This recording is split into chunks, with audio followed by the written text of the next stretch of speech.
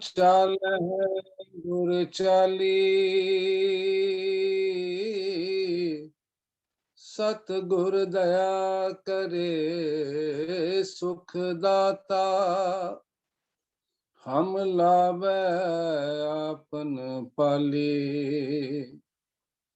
गुर सिख मीत चलो गुर चाली। जो गुर कहे सोई भल मानो, हर हर कथा निराली। जुगो जुगटल शब्द गुरु धन धन साहिब श्री गुरु ग्रंथ साहिब जी की पावन बाणी, गुर इतिहास ते गुर सिद्धांत नाल सांझ पाउण लई ਜ਼ੂਮ ਦੇ ਰਾਹੀਂ ਜੁੜ ਬੈਠੀ ਸਰਬਤ ਸੰਗਤ ਜੀਓ ਸਿਮਰ ਫਤਿਹ ਪ੍ਰਵਾਨ ਕਰਨੀ। ਵਾਹਿਗੁਰੂ ਜੀ ਕਾ ਖਾਲਸਾ, ਵਾਹਿਗੁਰੂ ਜੀ ਕੀ ਫਤਿਹ। ਗੁਰੂ ਪਰਮੇਸ਼ਰ ਜੀ ਦੀ ਅਪਾਰ ਕਿਰਪਾ ਸਦਕਾ, ਆਪ ਸੰਗਤਾਂ ਦੀਆਂ ਅਸੀਸਾਂ ਸਦਕਾ, ਆਪਾਂ ਬਾਬਾ ਨਾਨਕ ਜੀ ਦੇ 9ਵੇਂ ਜਾਮੇ ਰਾਹੀਂ ਬਖਸ਼ਿਸ਼ ਹੋਈ ਬਾਣੀ ਦੀ ਲੜੀਵਾਰ ਵਿਚਾਰ ਆਰੰਭੀ ਸੀ। ਉਸ ਲੜੀ ਵਿੱਚੋਂ ਅੱਜ ਗੁਰੂ ਗ੍ਰੰਥ ਸਾਹਿਬ ਜੀ ਦੇ ਪਾਵਨ ਅੰਕ 1186 ਤੇ ਸੁਭਾਇਮਾਨ ਦੇ ਸ਼ਬਦ ਰਾਗ ਬਸੰਤ ਹਿੰਡੋਲ ਵਿੱਚ ਉਸ ਦੀ ਵਿਚਾਰ ਰਲ ਮਿਲ ਕੇ ਸਾਂਝੀ ਕਰਨ ਦਾ ਯਤਨ ਕਰਾਂਗੇ। ਪਹਿਲੇ ਸ਼ਬਦ ਦਾ ਪਾਠ ਕਰ ਲੈਣੇ ਜੀ, ਫਿਰ ਆਪਾਂ ਸਹਿਜੇ ਸਹਿਜੇ ਵਿਚਾਰੀ ਜਾਵਾਂਗੇ। ਰਾਗ ਬਸੰਤ ਹਿੰਡੋਲ ਮਹੱਲਾ ਨੌਵਾਂ। ਸਾਧੋ ਇਹ ਤਨ ਮਿਥਿਆ ਜਾਨੋ, या भीतर जो राम बसत है, साचो ताहे पछानो रहा। यह जग है संपत सुपने की, देख कहाँ है डानो। संग तिहार कछु न चाले, ताहे कहाँ लपटानो। उस्तत निंदा दो पर हर, हर कीरत उर आनो। जन नानक सब ही में पूरन, एक पुरख भगवानो। जन नानक सब ही में पूरन, एक पुरख भगवानो। शब्द का पहला बंद ही रहा, ਉਹਦਾ बंद है। साधो यह तन मिथ्या जानो, या भीतर जो राम बसत है, साचो ताहे पछानो। हे सत्संगी जनों, गुरु पातशाह प्रेरणा बख्शिश कर रहे ने, उपदेश बख्शिश कर रहे ने कि इस तन नूं मिथ्या दा भाव नाशमान मनो, जिस दा किसी समय भी अंत हो सकता है। और इस देह दे विच जो अविनाशी मालिक दी जोत वस रही है, जिन्हों बेअंत नामां नाल जगत याद करदा है, राम भी, हरि भी, गोबिंद भी, बीठल भी, परमानंद भी, परमेश्वर भी, गोपाल भी, केशव भी, माधव भी, किसी नाम नाल भावें चेते करो।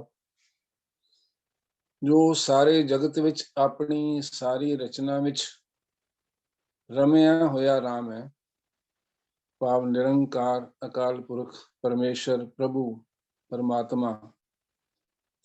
कहंदे इस देह दे विच, इस तन विच जो वो अविनाशी मालिक वस रहे है, ਉਹਨੂੰ सच जानना, ਉਹਨੂੰ अविनाशी जानना, जिन्हें कदे नाश नहीं होना, कदे मरना नहीं, कदे पुराना नहीं होना। बाकी ये शरीर नाल जुड़ियां हुईयां ਉਹ ਸਾਰੀਆਂ ਪ੍ਰਕਿਰਿਆਵਾਂ ਜਿਨ੍ਹਾਂ ਨਾਲ ਆਪਾਂ ਸਾਰੀ ਉਮਰ ਜੁੜੇ ਰਹਿੰਦੇ ਆ, ਔਰ ਉਸ ਮਾਲਕ ਤੋਂ ਟੁੱਟੇ ਹੋਏ ਉਹਨਾਂ ਨੂੰ ਹੀ ਸੰਭਾਲਣ ਦੇ ਵਿੱਚ ਆਪਣਾ ਜਨਮ ਜਿਹੜਾ ਹੈ ਉਹ ਅਜਾਈਂ ਗਵਾ ਲੈਂਦੇ ਆ। ਮੈਨੂੰ ਫਲਾਣਾ ਕੀ ਕਹੇਗਾ, ਮੈਂ ਦਿਖਦਾ ਕਿੱਦਾਂ ਦਾ, ਮੇਰੇ ਕੋਲ ਪੈਸਾ ਕਿੰਨਾ ਹੈ, ਮੇਰਾ ਰੁਤਬਾ ਕਿੰਨਾ ਹੈ, ਮੇਰਾ ਸਟੇਟਸ ਕੀ ਹੈ, ਇਹ ਸਾਰੀਆਂ ਸਰੀਰ ਨਾਲ ਜੁੜੀਆਂ ਹੋਈਆਂ ਗੱਲਾਂ ਨੇ। ਜਿਹਦੇ ਨਾਲ ਆਪਾਂ ਬਹੁਤ ਜ਼ਿਆਦਾ ਧਿਆਨ ਕਰਕੇ ਉਹਦੇ ਬਾਰੇ ਬਹੁਤ ਸੁਚੇਤ ਵੀ ਰਹਿੰਦੇ ਹਾਂ ਔਰ ਬਹੁਤ ਜ਼ਿਆਦਾ ਅਟੈਂਟਿਵ ਰਹਿੰਦੇ ਹਾਂ, ਔਰ ਉਹਨਾਂ ਬਾਰੇ ਬੜੀਆਂ ਸਾਡੀਆਂ ਸੈਂਟੀਮੈਂਟਸ, ਭਾਵਨਾਵਾਂ ਵੀ ਹੁੰਦੀਆਂ ਨੇ। ਲੇਕਿਨ ਜਿਸ ਮਾਲਕ ਨੇ ਇਹ ਤਨ ਬਖਸ਼ਿਆ, ਇਹ ਜੀਵਨ ਬਖਸ਼ਿਆ ਔਰ ਸਾਰੇ ਜੀਵਨ ਵਿੱਚ ਬੇਅੰਤ ਦਾਤਾ ਰਹਿਮਤ ਕਰਕੇ ਸਾਡੀ ਝੋਲੀ ਵਿੱਚ ਪਾਉਂਦਾ, ਕਹਿੰਦੇ ਉਹਨੂੰ ਨਾ ਵਿਸਾਰੋ ਸਾਧੋ, ਇਹ ਤਨ ਮਿਥਿਆ ਜਾਣੋ। ਮਿਥਿਆ ਦਾ ਭਾਵ ਨਾਸ਼ਮਾਰ। ਸਾਹਿਬਾਂ ਨੇ ਬਾਣੀ ਵਿੱਚ ਬਚਨ ਬਖਸ਼ਿਸ਼ ਕਰਕੇ ਇਹ ਬਿਲਕੁਲ ਸਪਸ਼ਟ ਕਰ ਦਿੱਤਾ ਵੀ ਗੁਰੂ ਪਰਮੇਸ਼ਰ ਤੋਂ ਇਲਾਵਾ ਔਰ ਪਰਮੇਸ਼ਰ ਦੇ ਨਾਮ ਤੋਂ ਇਲਾਵਾ ਉਹਦੀ ਸਾਰੀ ਰਚਨਾ ਉਹਦੇ ਹੁਕਮ ਦੇ ਵਿੱਚ ਹੀ ਬਣਦੀ ਹੈ, ਉਹਦੇ ਹੁਕਮ ਦੇ ਵਿੱਚ ਹੀ ਟਿਕੀ ਰਹਿੰਦੀ ਹੈ, ਤੇ ਉਹਦੇ ਹੁਕਮ ਦੇ ਵਿੱਚ ਹੀ ਜਦੋਂ ਚਾਹੁੰਦਾ ਉਹਦੀ ਮੌਜ ਹੁੰਦੀ ਹੈ, ਉਹ ਨਸ਼ਟ ਹੋ ਜਾਂਦੀ ਹੈ। ਸਾਹਿਬਾਂ ਨੇ ਬਾਣੀ ਵਿੱਚ ਆਪਾਂ ਆਸਾ ਕੀ ਵਾਰ ਚ ਪੜ੍ਹਦੇ ਹਾਂ, ਕੂੜ ਰਾਜਾ, ਕੂੜ ਪ੍ਰਜਾ, ਕੂੜ ਸਭ ਸੰਸਾਰ, ਕੂੜ ਮੰਡਪ, ਕੂੜ ਮਾੜੀ, ਕੂੜ ਬੈਸਣਹਾਰ, ਕੂੜ ਸੋਇਨਾ, ਕੂੜ ਰੂਪਾ, ਕੂੜ ਪਹਿਨਣਹਾਰ, ਜਿਹਦੇ ਤੇ ਬਹੁਤ ਸਾਡਾ ਫੋਕਸ ਹੁੰਦਾ ਹੈ, ਬਹੁਤ ਜ਼ੋਰ ਹੁੰਦਾ ਹੈ। ਮੇਰੇ ਕੱਪੜੇ ਕਿੱਦਾਂ ਦੇ ਆ, ਮੇਰਾ ਸਰੀਰ ਕਿੱਦਾਂ ਦਾ ਦਿਖਦਾ ਹੈ, ਮੇਰੀ ਚਾਲ ਢਾਲ ਕਿੱਦਾਂ ਦੀ ਹੈ, ਇਹ ਸਾਰਾ ਕੁਝ ਆਪਾਂ ਸਰੀਰ ਨਾਲ ਜੁੜੀਆਂ ਹੋਈਆਂ ਜਿਹੜੀਆਂ ਬਹੁਤ ਸਾਰੀਆਂ ਐਕਟੀਵਿਟੀਜ਼, ਉਸ ਤੇ ਬਹੁਤ ਸਾਡਾ ਫੋਕਸ ਹੁੰਦਾ ਹੈ, ਕੰਸੈਂਟਰੇਸ਼ਨ ਹੁੰਦੀ ਹੈ। ਲੇਕਿਨ ਮਨ ਕਿੱਦਾਂ ਦਾ ਹੈ, ਸੁਰਤ ਕਿੱਦਾਂ ਦੀ ਹੈ, ਬਿਰਤੀ ਕਿੱਦਾਂ ਦੀ ਹੈ, ਸੁਭਾਅ ਕਿੱਦਾਂ ਦਾ, ਆਚਰਣ ਕਿੱਦਾਂ ਦਾ, ਬੋਲ ਬਾਣੀ ਕਿੱਦਾਂ ਦੀ ਹੈ, ਵਿਹਾਰ ਕਿੱਦਾਂ ਦਾ, ਉਸ ਬਾਰੇ ਗੁਰੂ ਦੀ ਮੱਤ ਦੇ ਅਨੁਸਾਰ ਹੈ ਕਿ ਨਹੀਂ, ਧਿਆਨ ਘੱਟ ਹੁੰਦਾ ਸਾਡਾ।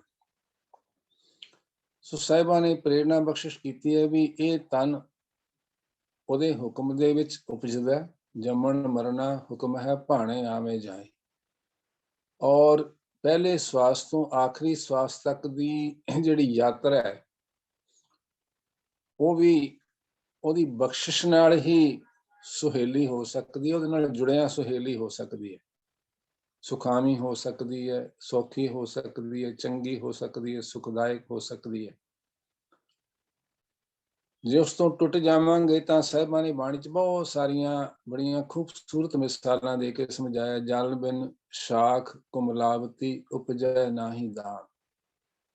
ਜਿਵੇਂ ਕੋਈ ਪੌਦਾ, ਕੋਈ ਫਸਲ, ਕੋਈ ਬੂਟਾ, ਜੇ ਉਹਨੂੰ ਜੜ੍ਹਾਂ ਤੋਂ ਖੁਰਾਕ ਨਾ ਮਿਲੇ, ਜਲ ਨਾ ਮਿਲੇ, ਸੁੱਕ ਜਾਂਦਾ ਹੈ।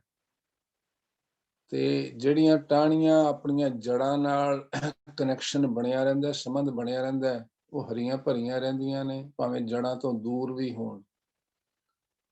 ਜੜ ਜ਼ਮੀਨ ਵਿੱਚ ਹੈ, ਬਹੁਤ ਉੱਚੇ ਉੱਚੇ ਰੁੱਖ ਵੀ ਨੇ ਜਿਨ੍ਹਾਂ ਦਾ ਉਹ ਪੱਤਾ ਜਿਹੜਾ ਸਿਖਰ ਤੇ ਹੈ ਉਹ ਵੀ ਹਰਿਆ ਭਰਿਆ ਰਹਿੰਦਾ ਜਦੋਂ ਤੱਕ ਉਹਦਾ ਜੜ ਨਾਲ, ਮੂਲ ਨਾਲ ਸੰਬੰਧ ਬਣਿਆ। ਸੋ ਸਾਹਿਬਾਂ ਨੇ ਬਾਣੀ ਵਿੱਚ ਬਚਨ ਬਖਸ਼ਿਸ਼ ਕਰਕੇ ਸਮਝਾਇਆ, ਹਰ ਸਿਮਰਨ ਛਾੜ ਪਰਮਗਤ ਚਾਹੈ, ਮੂਲ ਬਿਨਾ ਸ਼ਾਖਾ ਕਤ ਆਹੈ।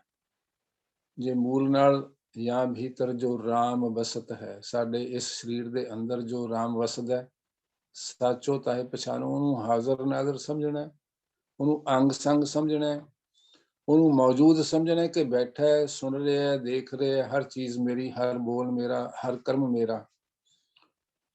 ਤਾਂ ਇਹ ਜੀਵਨ ਜਿਹੜਾ ਹੈ ਉਹ ਠੀਕ ਰਾਹ ਤੇ ਗੁਰੂ ਦੀ ਮੱਤ ਅਨੁਸਾਰ ਤੁਰੇਗਾ, ਜੇ ਗੁਰੂ ਦੇ ਬਚਨਾਂ ਨੂੰ ਸੁਣਾਂਗੇ, ਪੜਾਂਗੇ, ਗਾਵਾਂਗੇ, ਸਮਝਾਂਗੇ ਤੇ ਕਮਾਵਾਂਗੇ। ਤੇ ਜੇ ਕੇਵਲ ਸਰੀਰ ਨੂੰ ਸਵਾਰਨ ਔਰ ਸਰੀਰ ਨਾਲ ਜੁੜੀਆਂ ਹੋਈਆਂ ਜਿਹੜੀਆਂ ਊਚ ਨੀਚ, ਮਾਨ ਅਪਮਾਨ, ਇਹਨਾਂ ਨਾਲ ਜੁੜੇ ਰਹਾਂਗੇ ਤਾਂ ਕੁਰਾਹੇ ਪੈ ਜਾਵਾਂਗੇ। ਸਾਹਿਬਾਂ ਨੇ ਤਾਂ ਇਹ ਵੀ ਬਚਨ ਬਖਸ਼ਿਸ਼ ਕੀਤਾ ਵੀ ਜੋ ਦੀਸੈ ਸੋ ਸਗਲ ਬਿਨਾਸੈ, ਜਿਉ ਬਾਦਰ ਕੀ ਛਾਈ। ਜਿਹੜਾ ਵੀ ਸਾਨੂੰ ਦਿਸਦਾ ਹੈ, ਭਾਵੇਂ ਉਹਦਾ ਜੀਵਨ ਦਾ ਜਿਹੜਾ ਸਪੈਨ ਹੈ, ਲਾਈਫ ਸਪੈਨ ਹੈ, ਉਹ ਹਜ਼ਾਰਾਂ ਸਾਲ ਹੋ ਸਕਦਾ ਹੈ, ਕਈ ਹਜ਼ਾਰਾਂ ਸਾਲ ਵੀ ਹੋ ਸਕਦਾ ਹੈ।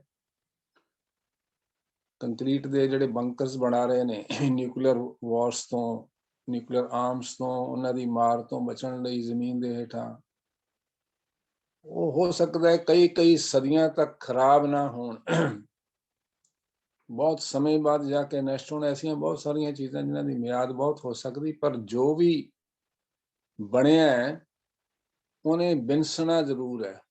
ਜੋ ਉਪਜਿਓ ਸੋ ਬਿਨਸ ਹੈ, ਪਰੋ ਆਜ ਕੈ ਕਾਲ, ਨਾਨਕ ਹਰ ਗੁਣ ਗਾਏ ਲੈ, ਛਾੜ ਸਗਲ ਜੰਜਾਲ। ਸੋ ਸੰਸਾਰ ਦੇ ਕਾਰ ਵਿਹਾਰ ਨੂੰ, ਆਪਣੀਆਂ ਜ਼ਿੰਮੇਵਾਰੀਆਂ ਨੂੰ ਨਿਭਾਉਂਦਿਆਂ ਹੋਇਆਂ, ਸੰਸਾਰ ਵਿੱਚ ਕਿਰਤ ਕਰਦਿਆਂ ਹੋਇਆਂ, ਪਰਿਵਾਰ ਦਾ ਪਾਲਣ ਪੋਸ਼ਣ ਕਰਦਿਆਂ ਹੋਇਆਂ, ਸਮਾਜਿਕ ਜ਼ਿੰਮੇਵਾਰੀਆਂ, ਹੋਰ ਬਹੁਤ ਸਾਰੀਆਂ ਜ਼ਿੰਮੇਵਾਰੀਆਂ ਦਾ ਨਿਰਵਾਹ ਕਰਦੇ ਹੋਏ ਵੀ ਆਪਣੇ ਮੂਲ ਨਾਲ ਜੁੜੇ ਰਹਿਣਾ ਹੈ। ਔਰ ਇਸ ਤੇ ਧਰਤੀ ਤੇ ਆਉਣ ਦਾ ਜੋ ਮਨੋਰਥ ਹੈ, ਪ੍ਰਾਣੀ ਤੂੰ ਆਇਓ ਲਾਹਾ ਲੈਣ, ਲੱਗਾ ਕਿਤ ਕੁਫਕੜੇ ਸਭ ਮੁਕਦੀ ਚੱਲੀ ਰਹਿਣ। ਅਵਰ ਕਾਜ ਤੇਰਾ ਕਿਤੈ ਨਾ ਕਾਮ, ਮਿਲ ਸਾਧ ਸੰਗਤ ਭਜ ਕੇਵਲ ਨਾਮ। ਉਹਦੇ ਪ੍ਰਤੀ ਸੁਚੇਤ ਰਹਿਣਾ ਔਰ ਯਤਨਸ਼ੀਲ ਰਹਿਣਾ। ਸਾਹਿਬਾਂ ਦੇ ਕਹਿਣ ਦਾ ਭਾਵ ਹੈ, ਸਾਧੋ ਇਹ ਤਨ ਮਿਥਿਆ ਜਾਨੋ, ਜਾਂ ਭੀਤਰ ਜੋ ਰਾਮ ਵਸਤ ਹੈ, ਕਿ ਇਹਦੇ ਅੰਦਰ ਜੋ ਮਾਲਕ ਵਸਦਾ ਹੈ ਉਹਨੂੰ ਪਛਾਣ, ਉਹਨੂੰ ਮਿਲਣ ਦੀ ਕੋਸ਼ਿਸ਼ ਕਰ, ਉਹਦੇ ਨਾਲ ਕਮਿਊਨੀਕੇਸ਼ਨ ਸੰਬੰਧ ਬਣਾਉਣ ਦਾ ਯਤਨ ਕਰ ਗੁਰੂ ਦੇ ਬਚਨਾਂ ਦੁਆਰਾ। ਔਰ ਉਹਨੂੰ ਸੱਚ ਜਾਣ ਕੇ ਉਹਨੇ ਹਮੇਸ਼ਾ ਰਹਿਣਾ, ਜਦੋਂ ਤੱਕ ਤੇਰੇ ਆਖਰੀ ਸਵਾਸ ਤੱਕ ਉਹਨੇ ਸਾਥ ਦੇਣਾ। ਬਾਕੀ ਸਾਰਾ ਸੰਸਾਰ ਸਾਥ ਛੱਡ ਸਕਦਾ ਹੈ। ਸੁਖ ਮੈਂ ਆਨ ਬਹੁਤ ਮਿਲ ਬੈਠਤ ਰਹਿਤ, ਚਾਹੂੰ ਜਿਸ ਘੇਰੇ ਬਿਪਤ ਪਰੀ, ਸਭ ਹੀ ਸੰਗ ਛਾੜਤ ਕੋ ਨਾ ਆਵਤ ਨੇਰੇ।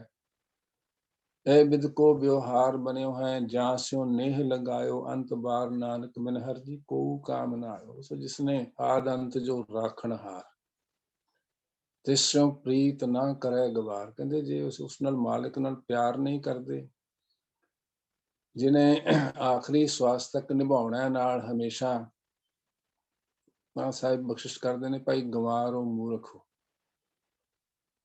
ਇਹ ਜਗ ਹੈ ਸੰਪਤ ਸੁਪਨੇ ਕੀ, ਦੇਖ ਕਹਾਂ ਐ ਡਾਨੋ, ਸੰਗ ਤਿਹਾਰੈ ਕਛੂ ਨਾ ਚਾਲੈ, ਤਾਹੇ ਕਹਾਂ ਲਪਟਾਨੋ।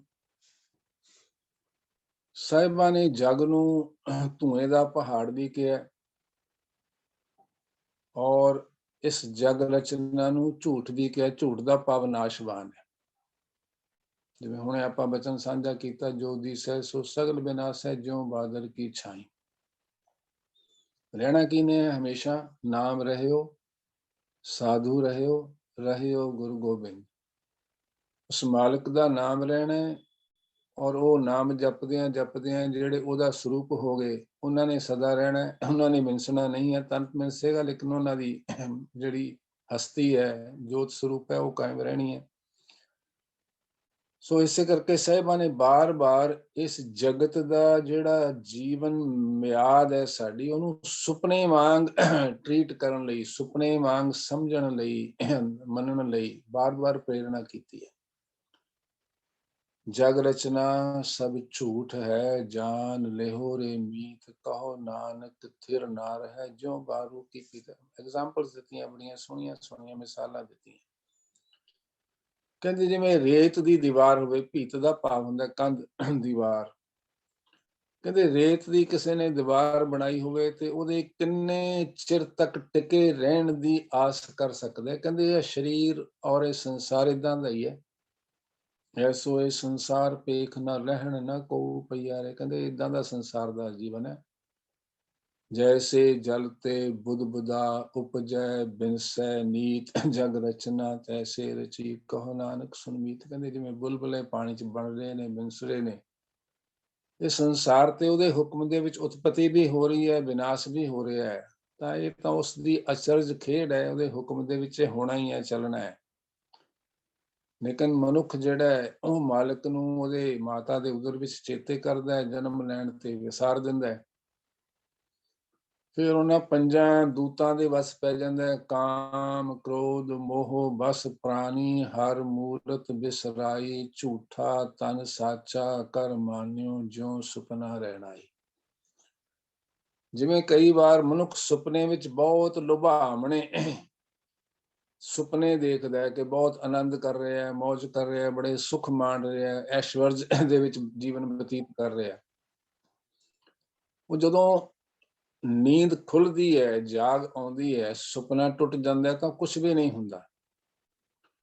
ਸੋ ਸਾਹਿਬ ਬਖਸ਼ਿਸ਼ ਕਰਨੇ ਕਿ ਇਸ ਝੂਠੇ ਤਨ ਨੂੰ, ਜਿਸ ਦਾ ਕੋਈ ਪਤਾ ਨਹੀਂ ਹੈ, ਇੱਕ ਮਿੰਟ ਵਿੱਚ ਵੀ ਇਹ ਕੱਚਾ ਭਾਂਡਾ ਟੁੱਟ ਸਕਦਾ। ਕਹਾ ਬਿਸਾਸਾ ਇਸ ਭਾਂਡੇ ਕਾ, ਇਤਨਾ ਕੁ ਲਾਗ ਹੈ ਠੰਡ ਕਾ।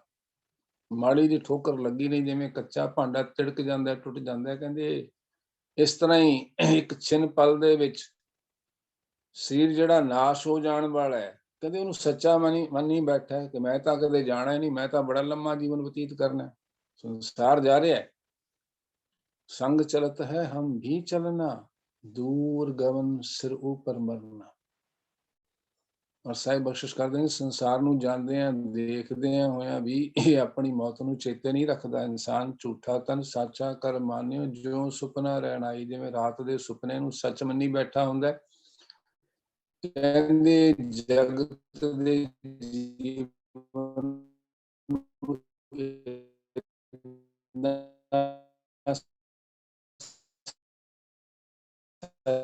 ਮੰਨੀ ਬੈਠਾ, ਲੇਕਿਨ ਆਕੜ ਕਰਨਾ ਕਿਸੇ ਚੀਜ਼ ਦੀ।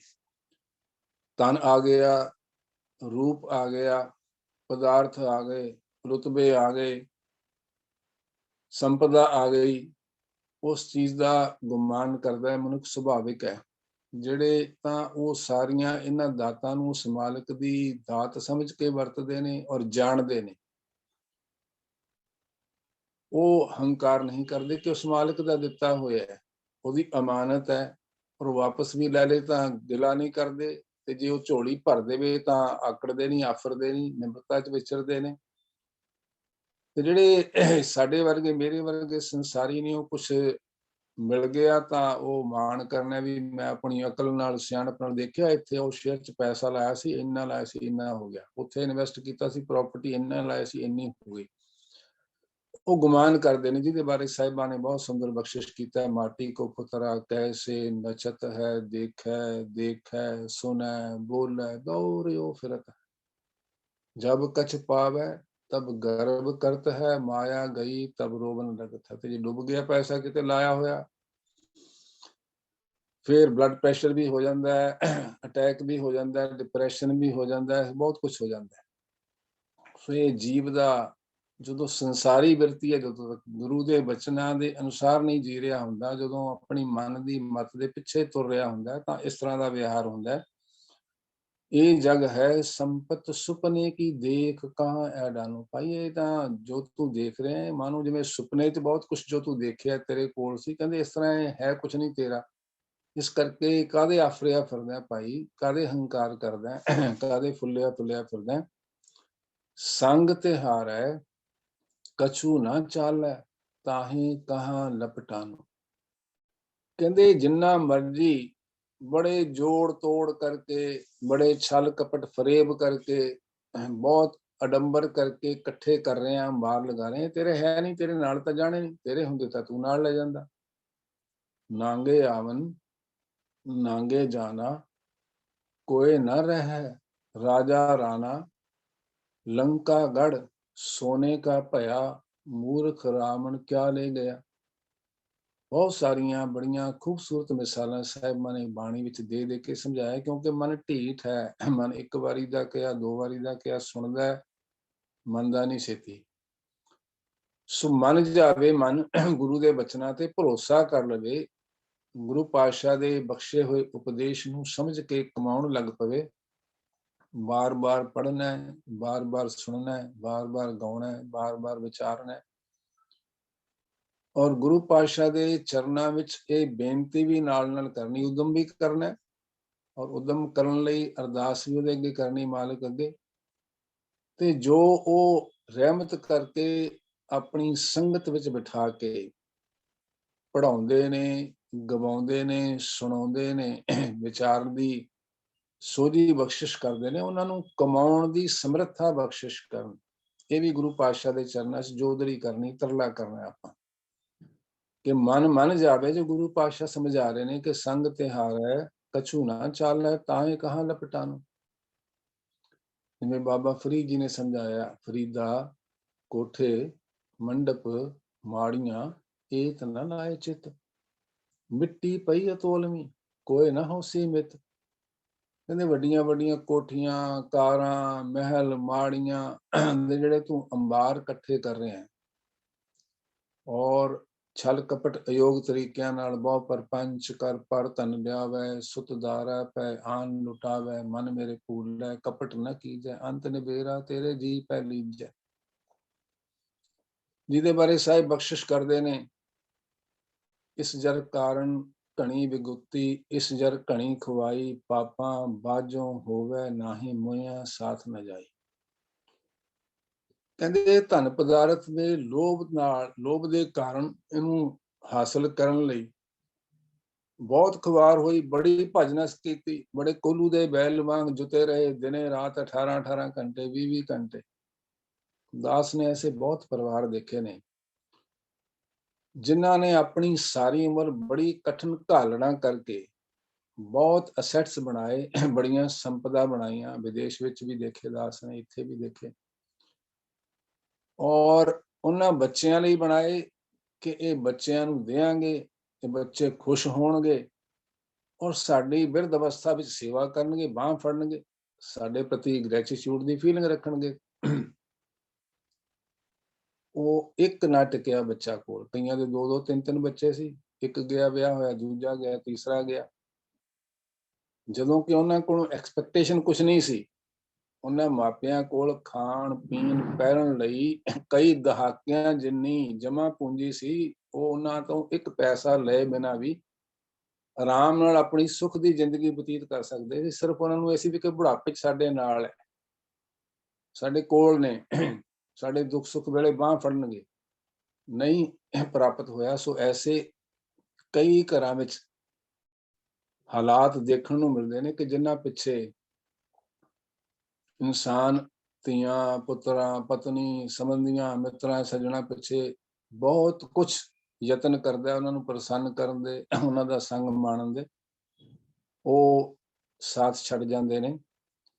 ਕੇਵਲ ਇੱਕ ਮਾਲਕ ਹੀ, ਗੁਰੂ ਪਰਮੇਸ਼ਰ ਹੀ ਐਸਾ ਸੱਚਾ ਮਿੱਤਰ ਹੈ ਜਿਸ ਦਾ ਕਰਤਾ ਮਿੱਤਰ ਸਭ ਕਾਜ ਸਵਾਰਿਆ। ਜਿਹਨੇ ਉਸ ਕਰਤੇ ਨੂੰ ਮਿੱਤਰ ਬਣਾ ਲਿਆ, ਉਹਦੇ ਉਹ ਸਾਰੇ ਕਾਜ ਆਪ ਹੀ, ਜਹ ਜਹ ਕਾਜ ਕਿਰਤ ਸੇਵਕ ਕੀ, ਤਹਾਂ ਤਹਾਂ ਉਠਤਾਵੈ, ਸੇਵਕ ਕੋ ਨਿਕਟੀ ਹੋਏ ਦਿਖਾਵੇ। ਉਹਨਾਂ ਦੇ ਅੰਗ ਸੰਗ ਵਿਚਰਦੇ ਨੇ, ਉਹਨਾਂ ਦੀ ਬਾਂਹ ਫੜਦੇ ਨੇ।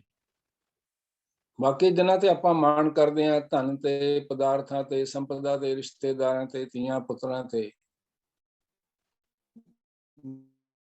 ਜਿਹੜੇ ਤਾਂ ਉਸ ਮਾਲਿਕ ਦੀ ਭੈ ਭਾਵਨੀ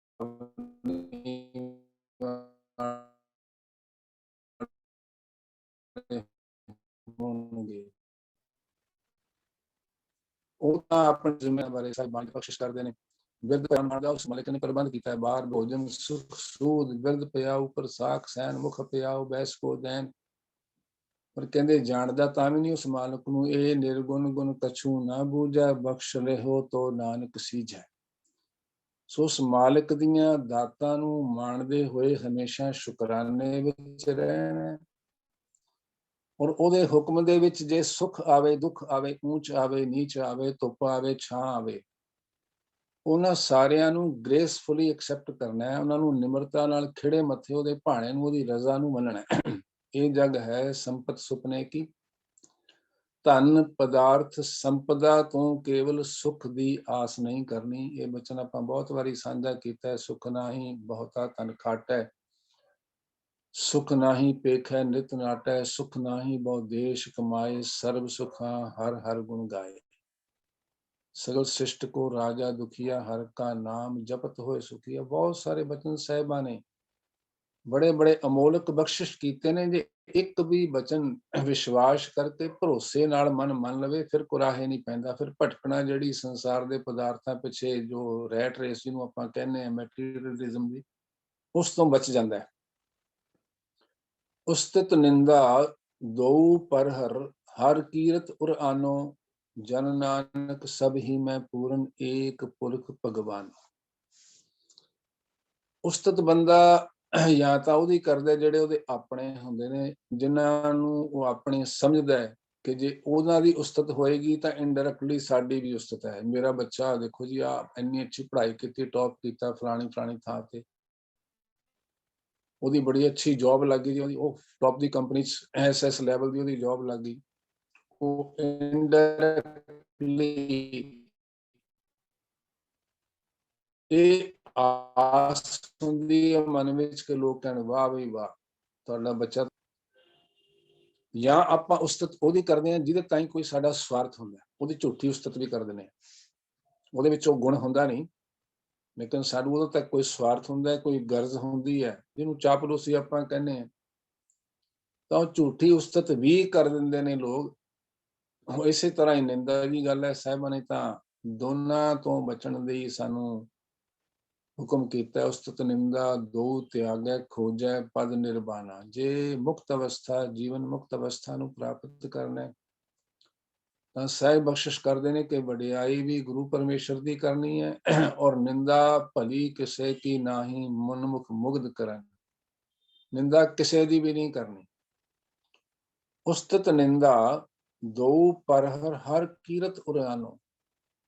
ਔਰ ਜਦੋਂ ਇਸ ਬਿਰਤੀ ਤੋਂ ਗੁਰੂ ਦੇ ਬਚਨਾਂ ਦਾ ਅਦਬ ਕਰਦੇ ਹੋਏ ਮੁਕਤ ਹੋ ਜਾਵਾਂਗੇ, ਇਸ ਬਿਰਤੀ ਨੂੰ ਤਿਆਗ ਦੇਵਾਂਗੇ, ਤਾਂ ਉਹ ਹਰੀ ਦੇ ਨਾਲ ਨੇੜਤਾ ਬਣੇਗੀ, ਪ੍ਰੀਤ ਬਣੇਗੀ, ਉਹਨਾਂ ਨੂੰ ਬਚਨਾਂ ਨੂੰ ਕਮਾਉਣ ਦੀ ਅੰਦਰ ਚਾਅ ਉਤਸ਼ਾਹ ਪੈਦਾ ਹੋਏਗਾ।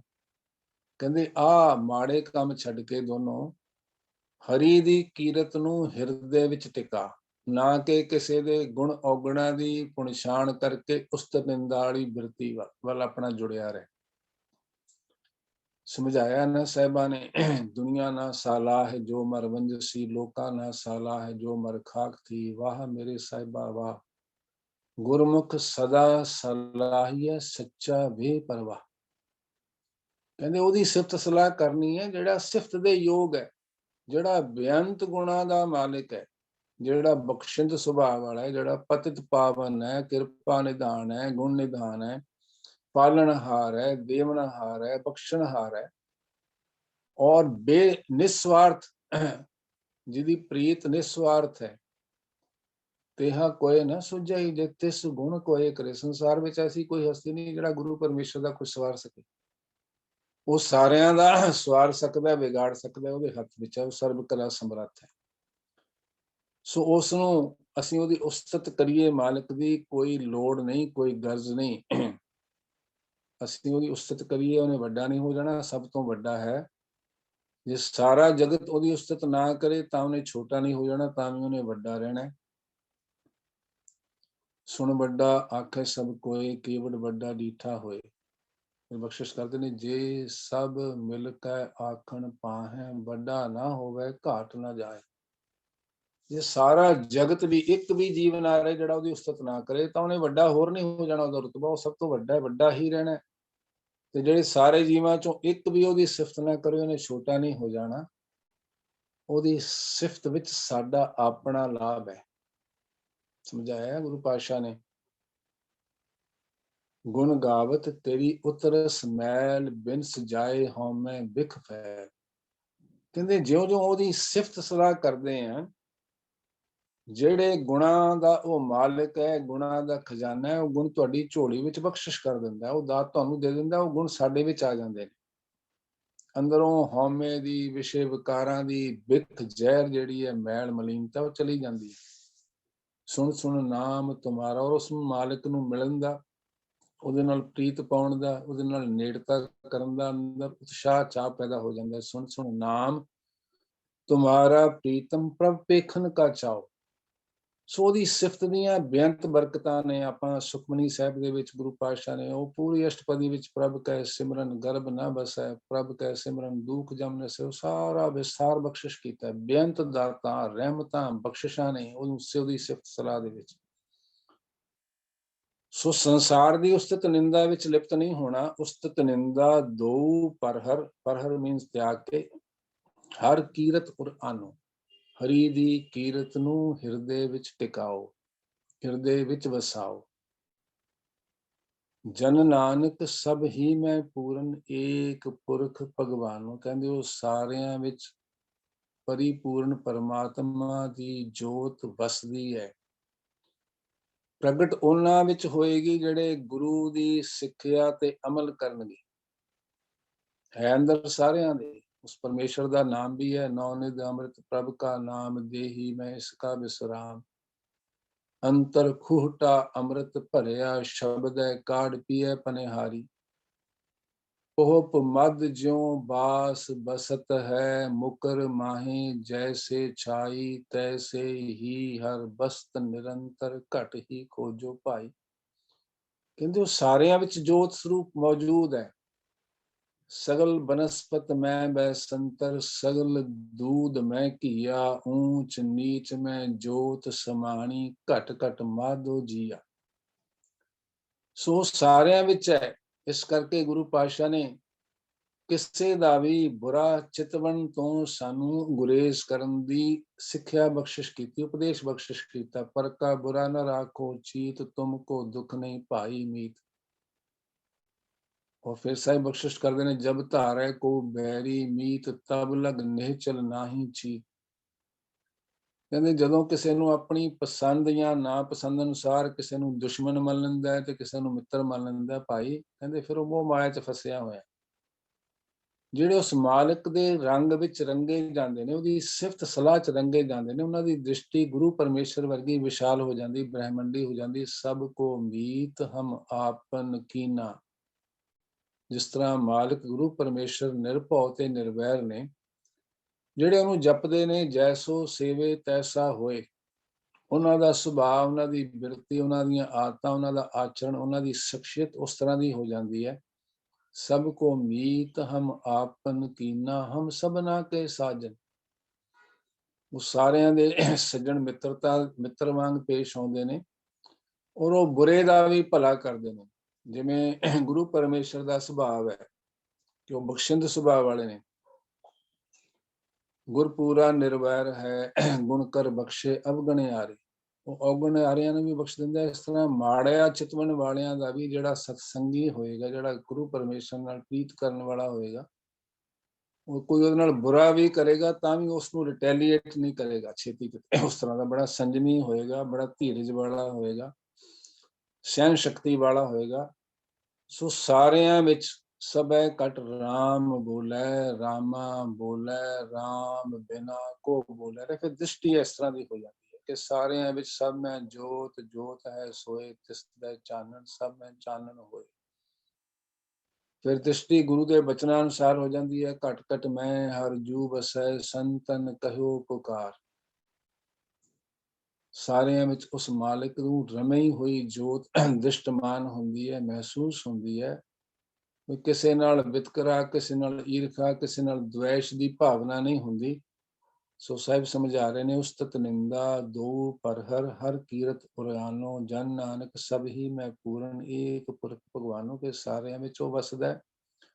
ਕਿਸੇ ਨੂੰ ਧਰਮ ਦੇ ਆਧਾਰ ਤੇ, ਜਾਤ ਦੇ ਆਧਾਰ ਤੇ, ਕੁਲ ਦੇ ਆਧਾਰ ਤੇ, ਗੋਤ ਦੇ ਆਧਾਰ ਤੇ, ਉਹਦਾ ਜਿਹੜਾ ਫਾਈਨੈਂਸ਼ੀਅਲ ਸਟੇਟਸ ਹੈ ਉਹਦੇ ਆਧਾਰ ਤੇ, ਉਹਦੇ ਕੱਪੜਿਆਂ ਦੇ ਆਧਾਰ ਤੇ, ਉਹਦੀ ਬੋਲਬਾਣੀ ਕਿਸੇ ਵੀ ਆਧਾਰ ਤੇ ਕਿਸੇ ਨਾਲ ਨਫ਼ਰਤ ਨਹੀਂ ਕਰਨੀ। ਹਾਂ, ਇਹ ਸਾਹਿਬਾਂ ਨੇ ਇੱਥੇ ਸੁਚੇਤ ਜ਼ਰੂਰ ਰਹਿਣਾ ਵਿਵੇਕ ਬੁੱਧ ਅਨੁਸਾਰ। ਸਾਹਿਬਾਂ ਨੇ ਜਿਹੜੇ ਜਿਨ੍ਹਾਂ ਦਾ ਸੁਭਾਅ ਕੁਸੰਗ ਵਾਲਾ ਪੱਕ ਗਿਆ ਹੋਇਆ, ਉਹਨਾਂ ਕੋਲੋਂ ਫਾਸਲਾ ਬਣਾ ਕੇ ਰੱਖਣ ਦੀ ਸਾਹਿਬ ਜ਼ਰੂਰ ਤਾਕੀਦ ਬਖਸ਼ਿਸ਼ ਕਰਦੇ ਨੇ। ਜਿਵੇਂ ਆਪਾਂ ਕਬੀਰ ਸਾਹਿਬ ਦੇ ਬਚਨ ਪੜ੍ਹਦੇ ਹਾਂ ਵੀ ਵਾਸਨ ਕਾਰੋ ਪਰਸਿਐ ਤੋ ਕੁਛ ਲਾਗੇ ਦਾਸ। ਕਬੀਰ ਸਾਕਤ ਸੰਗ ਨ ਕੀਜੀਐ ਦੂਰ ਜਾਈਐ ਭਾਗ। ਵਾਸਨ ਕਾਰੋ ਪਰਸਿਐ ਤੋ ਕੁਛ ਲਾਗੇ ਦਾਗ। ਜਿਨ੍ਹਾਂ ਬਾਰੇ ਬਾਬਾ ਫਰੀਦ ਜੀ ਕਹਿੰਦੇ ਨੇ ਸਾਕਤਕਾਰੀ ਕਾਂਬਰੀ ਧੋਏ ਹੋਏ ਨਾ ਸੇਵ। ਕਹਿੰਦੇ ਜਿਹੜੇ ਕਾਲਖ ਵਿੱਚ ਇੰਨੇ ਖੁੱਭ ਗਏ ਨੇ ਕਿ ਉਹਨਾਂ ਦੇ ਉਜਲੇ ਹੋਣ ਦੀ ਸੰਭਾਵਨਾ ਹੀ ਨਹੀਂ ਕੋਈ। ਸੋ ਉਹਨਾਂ ਦੇ ਨਾਲ ਜੇ ਮਿੱਤਰਤਾ ਕਰੋਗੇ, ਨੇੜਤਾ ਕਰੋਗੇ ਤਾਂ ਕਾਲਖ ਆਏਗੀ। ਉਹਨਾਂ ਕੋਲੋਂ ਗੁਰੇਜ਼ ਕਰਨਾ। ਸੰਤ ਮਿਲੈ ਕਿਛ ਸੁਣੀਐ ਕਹੀਐ ਮਿਲੈ ਅਸੰਤ ਮਸ਼ਟ ਕਰ ਰਹੀ ਹੈ ਬਾਬਾ ਬੋਲਣਾ ਕਿਆ ਕਹੀਐ ਜਾਂ ਤੇ ਰਾਮ ਨਾਮ ਰਵ ਰਹੀ ਹੈ। ਕਹਿੰਦੇ ਜੇ ਗੱਲਬਾਤ, ਜੇ ਡਾਇਲੌਗ ਵੀ ਇਨੀਸ਼ੀਏਟ ਕਰਨਾ ਉਹਨਾਂ ਨਾਲ ਕਰੋ ਜਿਨ੍ਹਾਂ ਨਾਲ ਗੱਲ ਕੀਤੇ ਆ। ਕੋਈ ਸੱਚ ਦੀ ਗੱਲ, ਕੋਈ ਧਰਮ ਦੀ ਗੱਲ, ਕੋਈ ਗੁਣਾ ਦੀ ਗੱਲ, ਕੋਈ ਗੁਰੂ ਦੀ ਗੱਲ, ਕੋਈ ਨਿਰੰਕਾਰ ਦੀ ਸਿਫਤ ਸਲਾਹ ਦੀ ਗੱਲ ਸੁਣਨ ਨੂੰ, ਵਿਚਾਰਨ ਨੂੰ ਮਿਲੇ। ਤੇ ਜਿਨ੍ਹਾਂ ਨੇ ਹਮੇਸ਼ਾ ਕੁਸੰਗ ਦੇ ਵਿਚਾਰ ਚਿਤਵਦੇ ਰਹਿਣਾ ਤੇ ਕੁਸੰਗ ਦੀਆਂ ਮਹਿਫਲਾਂ ਦੇ ਪ੍ਰਤੀ ਹੀ ਉਹਨਾਂ ਦੀ ਗੱਲਬਾਤ ਵਿੱਚੋਂ ਤੁਹਾਨੂੰ ਗੱਲਬਾਤ ਮਿਲਣੀ ਹੈ। ਕਹਿੰਦੇ ਉਹਨਾਂ ਕੋਲੋਂ ਫਾਸਲਾ ਗੁਰੇਜ਼ ਰੱਖਣਾ ਹੈ। ਇਹ ਨਹੀਂ ਕਿ ਨਫ਼ਰਤ ਕਰਨੀ ਹੈ, ਲੇਕਿਨ ਆਪਣੇ ਆਪ ਨੂੰ ਜਿਵੇਂ ਆਪਾਂ ਚਿੱਕੜ ਤੋਂ, ਗੰਦਗੀ ਤੋਂ, ਮਲੀਨਤਾ ਤੋਂ ਬਚਾ ਕੇ ਚੱਲਦੇ ਹਾਂ, ਉਸ ਤਰ੍ਹਾਂ ਉਹ ਬਚ ਕੇ ਜ਼ਰੂਰ ਚੱਲਣਾ ਹੈ। ਸੋ ਸਾਹਿਬਾਂ ਨੇ ਜੋ ਮੇਰਾ ਸ਼ਬਦ ਨਹੀਂ ਸੀ, ਸ਼ਬਦ ਵਿੱਚ ਬਚਨ ਬਖਸ਼ਿਸ਼ ਕੀਤਾ। ਇੱਕ ਤਾਂ ਇਸ ਸਰੀਰ ਨੂੰ ਨਾਸ਼ਵਾਨ ਸਮਝਣਾ ਹੈ, ਇਹਦੇ ਵਿੱਚ ਜੋ ਮਾਲਿਕ ਜੋਤ ਸਰੂਪ ਵਿਦਮਾਨ ਹੈ, ਉਸ ਮਾਲਿਕ ਨੂੰ ਸੱਚਾ ਜਾਣਨਾ, ਉਹਨੂੰ ਅੰਗ ਸੰਗ ਜਾਣਨਾ, ਹਾਜ਼ਰ ਨਾਜ਼ਰ ਜਾਣਨਾ। ਸੰਸਾਰ ਦੇ ਪਦਾਰਥਾਂ ਪਿੱਛੇ ਜਿਵੇਂ ਸੰਸਾਰ ਬੌਰਾ ਹੋਇਆ ਫਿਰਦਾ, ਉਹਨਾਂ ਨੂੰ ਹਾਸਲ ਕਰਨ ਲਈ ਇਹਨੂੰ ਸੁਪਨੇ ਦੀ ਨਿਆਈ ਜਾਣਦੇ ਹੋਏ, ਔਰ ਇਹ ਜਾਣਦੇ ਹੋਏ ਕਿ ਇਹ ਸੁੱਖ ਦਾ ਆਧਾਰ ਨਹੀਂ ਹੈ, ਇਹ ਸੁੱਖ ਦਾ ਸਰੋਤ ਨਹੀਂ ਹੈ, ਸਭ ਸੁਖ ਦਾਤਾ ਰਾਮ ਹੈ, ਦੂਸਰ ਨਾਇਨ ਕੋ। ਇਹ ਵਚਨ ਚੇਤੇ ਰੱਖਣਾ ਹੈ ਕਿ ਉਹ ਮਾਲਿਕ ਦਾ ਨਾਮ, ਉਸ ਮਾਲਿਕ ਦੀ ਪ੍ਰੀਤ ਸੁਖਦਾਈ ਹੈ, ਨਾ ਕਿ ਇਹ ਧਨ ਪਦਾਰਥਾਂ ਦੇ ਅੰਬਾਰ। ਔਰ ਇਹ ਜਾਣਦੇ ਹੋਏ ਕਿ ਇਹਨਾਂ ਨੇ ਨਾਲ ਨਹੀਂ ਜਾਣਾ, ਅਯੋਗ ਤਰੀਕੇ ਨਾਲ ਕਮਾ ਕੇ ਬੇਲੋੜੇ ਅੰਬਾਰ ਇਕੱਠੇ ਨਹੀਂ ਕਰਨੇ, ਢੇਰ ਨਹੀਂ ਲਾਉਣੇ। ਔਰ ਉਸਤਤ ਨਿੰਦਾ ਤੋਂ ਬਚਦਿਆਂ ਹੋਇਆਂ ਉਸ ਮਾਲਿਕ ਦੀ ਸਿਫਤ ਸਲਾਹ ਨੂੰ ਗੁਰੂ ਦੇ ਬਚਨਾਂ ਰਾਹੀਂ ਹਿਰਦੇ ਵਿੱਚ ਟਿਕਾਉਣ ਦਾ ਗੁਰ ਕਾ ਬਚਨ ਬਸੈ ਜੀ ਨਾਲੇ। ਜਲ ਨਹੀਂ ਡੂਬੈ ਤਸਕਰ ਨਹੀਂ ਦੇਵੈ, ਪਾਹ ਨਾ ਸਾਕੈ ਜਲ। ਉਹਨਾਂ ਨੂੰ ਟਿਕਾਉਣਾ ਹਿਰਦੇ ਵਿੱਚ, ਤੇ ਸਾਰਿਆਂ ਵਿੱਚ ਉਸ ਮਾਲਿਕ ਦੀ ਜੋਤ ਨੂੰ ਬਸਦਿਆਂ ਹੋਇਆਂ ਦੇਖਣਾ ਹੈ। ਕਿਸੇ ਤੋਂ ਈਰਖਾ, ਨਫ਼ਰਤ, ਦਵੈਸ਼ ਨਹੀਂ ਕਰਨੀ। ਸੋ ਇਹ ਸੰਖੇਪ ਦੀ ਵਿਚਾਰ ਅਲਪਮਤ ਰਾਹੀਂ ਆਪ ਜੀ ਨਾਲ ਸਾਂਝੇ ਕਰਨ ਦਾ ਨਿਮਾਣਾ ਜਿਹਾ ਯਤਨ ਕੀਤਾ। ਵਿਚਾਰ ਕਰਦੇ ਹਾਂ, ਬੇਅੰਤ ਭੁੱਲਾਂ, ਗਲਤੀਆਂ, ਤਰੁੱਟੀਆਂ ਅਵੱਗਿਆ ਹੋਈਆਂ ਹੋਣਗੀਆਂ, ਅਣਜਾਣ ਮੂਰਖ ਜਾਣ ਕੇ ਬਖਸ਼ ਲੈਣੀਆਂ। ਇਸ ਕੀੜੇ ਕਰਮ ਤੇ ਦਇਆ ਕਰਕੇ ਅਸੀਸ ਬਖਸ਼ਿਸ਼ ਕਰਨੀ, ਜਿਨ੍ਹਾਂ ਬਚਨਾਂ ਦੀ ਗੁਰਦੇਵ ਪਿਤਾ ਨੇ, ਨਿਰੰਕਾਰ ਪਿਤਾ ਨੇ ਆਪ ਸੰਗਤਾਂ ਨਾਲ ਰਹਿਮਤ ਕਰਕੇ ਸਾਂਝ ਕਰਾਈ ਹੈ। ਦਾਸ ਦਾ ਉਸ ਤੇ ਅਮਲ ਹੋਵੇ, ਕਥਨੀ ਤੇ ਕਰਨੀ ਦਾ ਅੰਤਰ ਨਾ ਹੋਵੇ। ਆਖਰੀ ਸਵਾਸ ਤੱਕ ਧੰਨ ਧੰਨ ਸਾਹਿਬ ਸ੍ਰੀ ਗੁਰੂ ਗ੍ਰੰਥ ਸਾਹਿਬ ਔਰ ਗੁਰੂ ਦੀ ਸੰਗਤ ਦੇ ਚਰਨ ਪਰਸਤੇ ਰਹਿਣ ਦਾ ਸਾਹਿਬ ਸੁਭਾਗ ਸਮਾਂ ਬਖਸ਼ਿਸ਼ ਕਰਦੇ ਰਹਿਣ। ਭੁੱਲਾਂ ਚੁੱਕਾਂ ਦੀ ਖਿਮਾ ਮੰਗਦੇ ਹੋਏ ਫਤਿਹ ਦੀ ਸਾਂਝ ਕਰਦਾ ਜੀਓ। ਵਾਹਿਗੁਰੂ ਜੀ ਕਾ ਖਾਲਸਾ, ਵਾਹਿਗੁਰੂ ਵਾਹਿਗੁਰੂ ਜੀ ਕੀ ਫਤਿਹ।